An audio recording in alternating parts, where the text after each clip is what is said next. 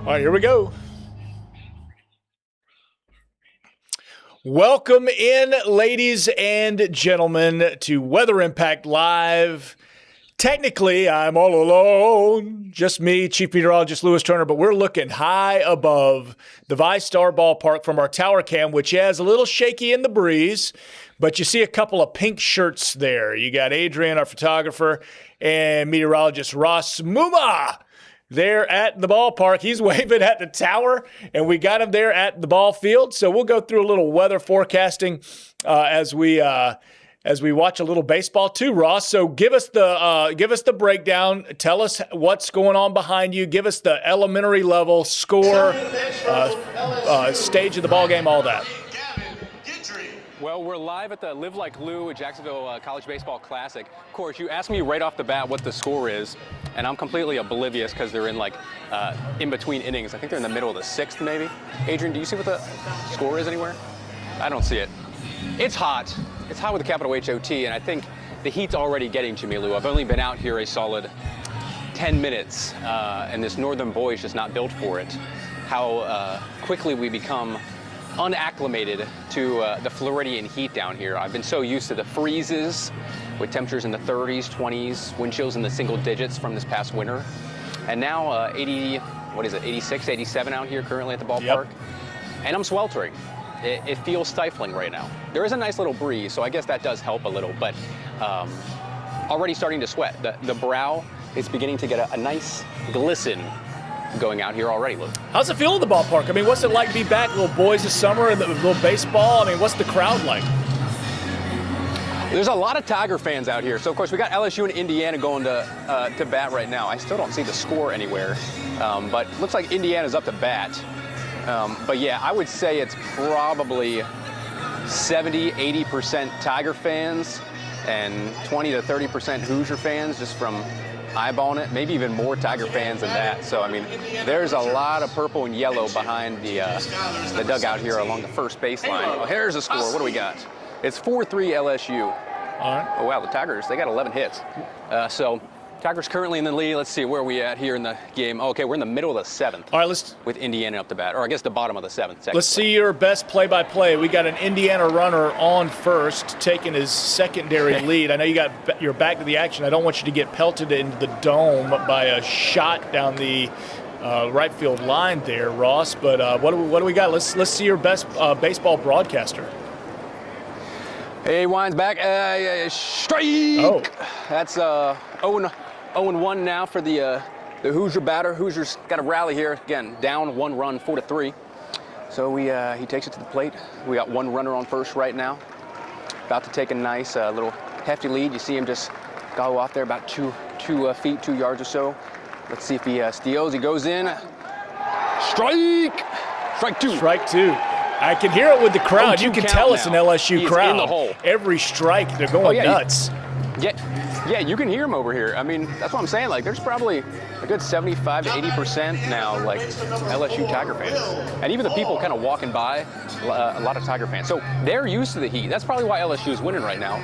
They're used to the heat and the humidity in the bayou down there in Louisiana, whereas the Hoosiers up in Indiana, they're still in the full grasps of winter. Although yesterday, I'm sure you saw, Lou, Bloomington actually did have a tornado warning where the University of Indiana is at. So they actually had some severe weather yesterday.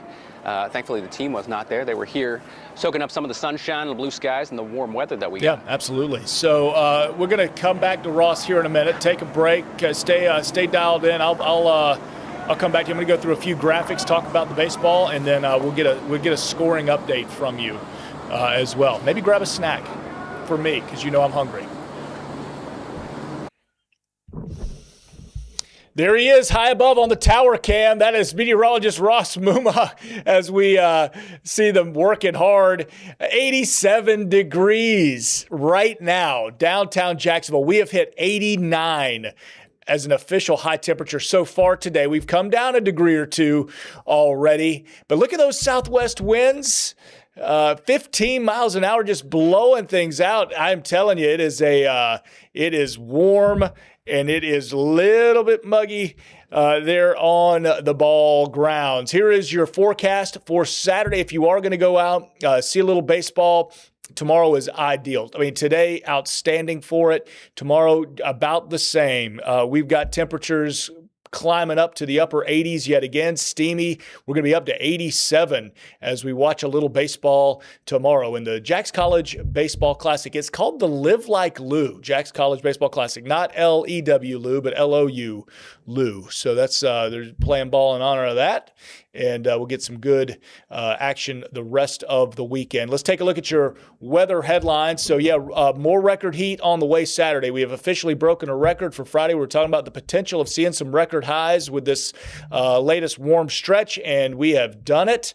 It has verified as a record breaker for Friday, and looking like we do it again on Saturday. The record high for tomorrow's date would be 86 degrees, and we're going for 87. Could hit 88. We were a little bit warmer than we thought originally today, so trends would hold. It's going to be very, very similar tomorrow. But then things really do change. So we've been talking consistently about a front coming late night through the area Saturday. Could bring an isolated shower, maybe a thunderstorm into southeast Georgia. But for us, we're talking about rainfall totals, 1/10 of an inch or less, so not overly impressive. But what will be impressive will be those cold, cold temperatures coming in behind this front. So that third headline with another freeze likely, that is looking brutal for the first of the week. All right, so mentioned that record high temperature. Got official word. We have hit 89 for our day today. Friday, the old record 86 shattered. I mean, that's a 3-degree shattering of the old record for the Jacksonville International Airport. Looking around the region, though, 87 Jacksonville, 84 Mayport. So one of those things we'll sometimes see. And in St. Simons as well. Look at those temperatures. With the southwest winds winning out all the way to the coast, we are staying hot even on the beach. So ideal beach, and this will be like this tomorrow too. So ideal beach conditions as we go out for our day on Saturday, whether you're on St. Simons, Jekyll, out towards Jacksonville Beach, St. Augustine Beach. Look at how much warmer we are. And this tells the story of those winds winning out.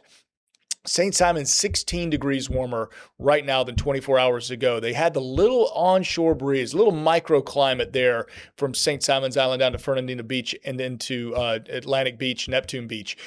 Just the subtle little east-southeast breeze brought that cold condition off the water. Then the water temperatures in the 50s, so that kept us a little bit cooler yesterday, and it just outperforming with temperatures today, feeling outstanding on the sand. 3 degrees warmer in Jacksonville. Let's look around the country, though. We definitely have some cold pockets, and if you're just look at Northeast Florida, warmer than Miami, warmer. In fact, the warmest spot in the country right now, right here along the First Coast in Northeast and Central Florida. We're warmer than anywhere else in the United States right now. Zooming back in, so let's track a couple of showers out there. We do have a little rain falling in parts of southeast Georgia, specifically out towards Valdosta, and we were watching some heavier rainfall trying to inch its way into Ware County. So we see some rain, probably getting a little light to moderate rain in actual downtown Waycross and over towards Blackshear.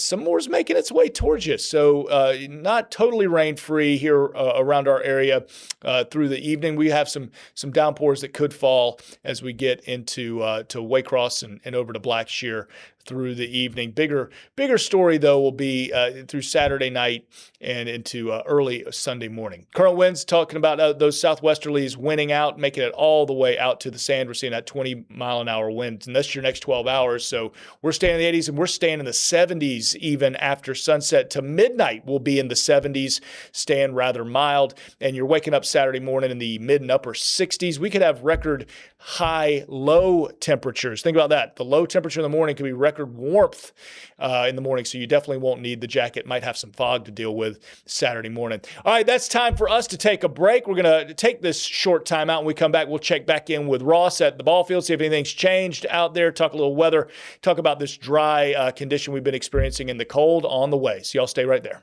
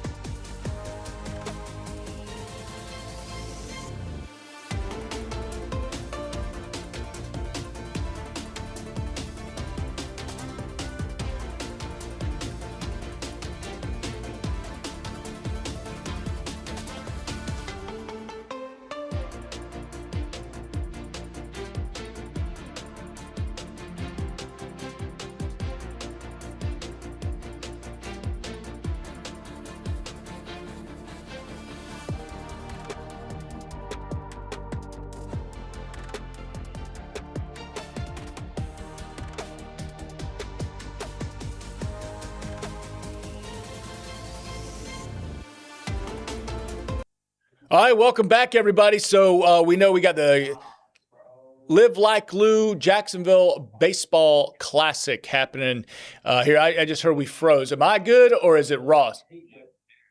We good? Okay, good. Let's get back out to meteorologist Ross Muma here as we stream along for another few minutes. And we've changed position. We're getting a snack, it looks like. Ross, what are we doing? Well, I went on that 4-mile run this morning with the dog, so we gotta fill up, and I wanted to include you and, of course, all of our hundreds of thousands of viewers out there as well on what we should get at the ballpark today. Of course, you got your classic, popcorn, your roasted peanuts, your ballpark dog. Although Adrian pointed out they've got some special ballpark dogs here. They've got some pulled pork and a special for our assistant news director Neil.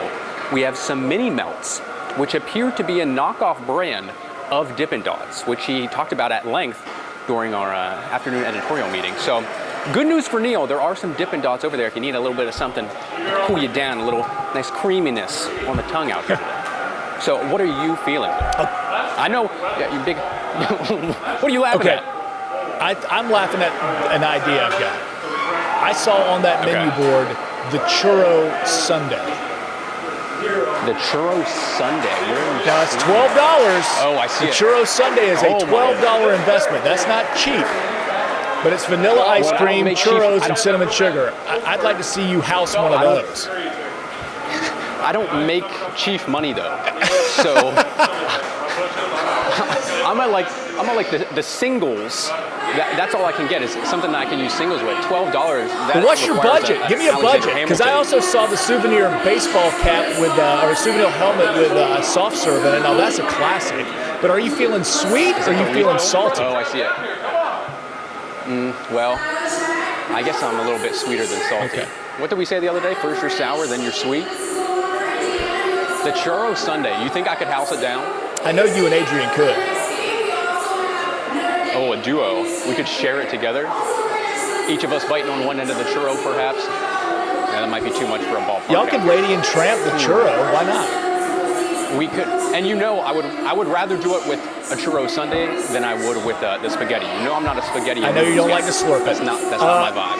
I'm noticing Adrian keeps focusing on the alcohol. He keeps showing me shots of the beers in the beer menu. Apparently, he's feeling like he needs an ice-cold beverage. I will say they've got a lot of craft beers here that did look very appealing, but we are on the clock, so we will not be partaking. But, why not? First Coast Living does it all the time.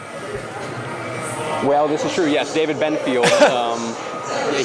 He is our taste tester for First Coast News and First Coast Living. So I guess you do have a valid point there. But perhaps if you have nothing going on tonight, you come out and get yourself a nice ice-cold beverage, a churro sundae, a ballpark dog, perhaps. Enjoy some baseball. Let me see if I can get a score update. We just got some Indiana fans walking behind you too. I see some red. Yeah, there's a few of them here, about 4. Okay. Oh, nope, I think we see 5. No, yeah, there's probably, like I said, it's probably 75-25 Tiger to Hoosier fans out here. I've been looking for Fernando Mendoza, though. I've been waiting to see if anyone was just walking by with the Heisman stands. I don't see anyone, but I'm going to keep looking. It is amazing that you've got the national champion collegiate football school there and the national champion baseball teams going head-to-head right now. These are 2 powerhouse schools right here in our own backyard that you can kind of go watch play a little baseball. It's amazing. Dude, yeah, literally full-on trophy cases here. Here, let's walk out. We'll give you a kind of a live look at what the game's looking like. Yeah, I mean, defending national champs for LSU in baseball. The Hoosiers, of course, winning their first ever national championship for football. It looks like the Tigers are up to the plate here. Ooh, and they took back the lead. It's now 5-4 Hoosiers. So LSU are going to have to try and make a bit of a comeback here. We are at the top of the 8th inning. LSU 4, Hoosiers 5. Derek Curiel, number 6, up to the plate. Oh, he's like me. He is a lefty. Indiana's doing it efficiently, too. You saw LSU with 11 hits. Indiana only with 6 hits, but 5 runs. So they are doing it efficient. I was going to say, that is called peak efficiency. Just like our forecast on air every night. Yeah, 100%. I mean, we're very efficient. Oh, I'm hearing some cheers. We got a little. Did we just get the man out? I saw some Indiana guys clapping. No, it's just a strike. They love strikes. We love a strike. Well, Ross, enjoy the ball game. I'm going to get back to forecasting. There might be some people streaming here who want to hear about the cold air coming down next week. So you enjoy it. We will see you on TV back at 5 o'clock live from the ball grounds. Loving it, and enjoy the baseball, my friend. We'll see you in a few minutes. I'm gonna let you go. I'm going to hang up the phone so you can actually focus on some baseball. We'll see you later. Okay. See you, all right, see ya. All right, Ross Muma, my man out there, watching a little baseball for you. Beautiful night. We got a nightcap as well. So Notre Dame and UCF will be playing right after this ball game wraps up. I think they must be getting into the 7th inning. So right after, if you are coming out tonight, again, the next 12 hours, it's going to be beautiful. All right, no need for the layers.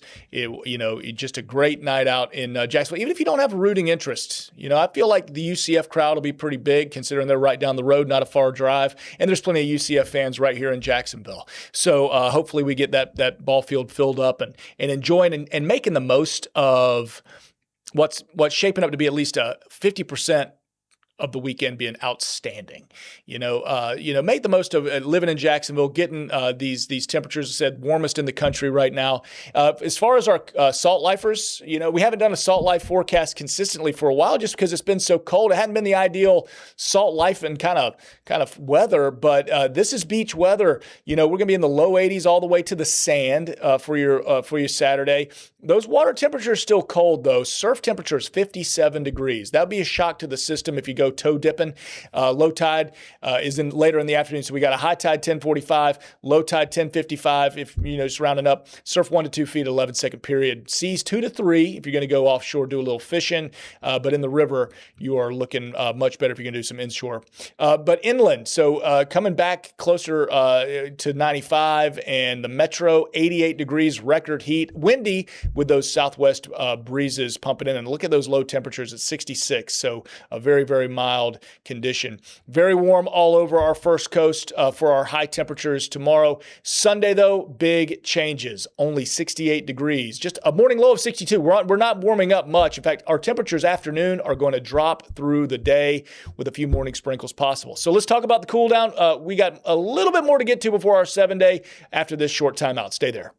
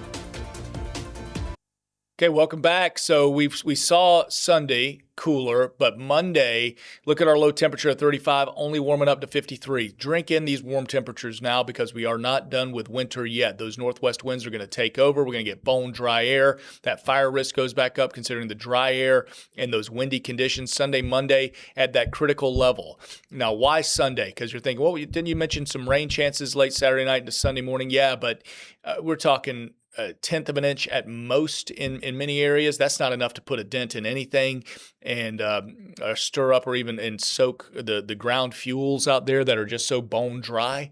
And so as that dry air comes in on Sunday and those winds really pick up, what that does is make any sort of ember or any sort of fire that does get sparked, it makes it a little bit more unpredictable, a little bit tougher to tame, and that's going to be the case for Monday. Now, we're still near critical Tuesday, Wednesday, just because of winds, just because of bone dry.